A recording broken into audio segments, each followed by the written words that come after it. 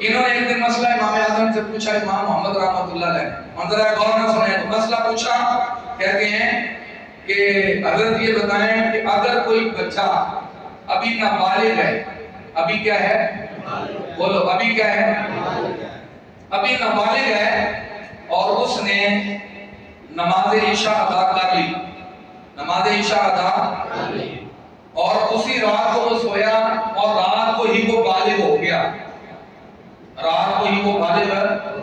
हो गया, अभी रात को ईशा का वक्त बाकी होता है, वो कहते हैं रात को ही बालिग हो गया, तो अब वो ईशा की नमाज दोहराएगा कि नहीं दोहराएगा? सारे मसले के अंदर साहब काम के बाद ना कुत्ता बैठा से अंदर हम के वजह से हमारे मसले नहीं। इमाम मोहम्मद ने जब पूछा तो ये बालिग हो गया तो नमाज दोबारा पढ़ेगा कि नहीं पढ़ेगा? इमाम आजम ने फरमाया वो दोबारा पढ़ेगा, वो नमाज दोबारा,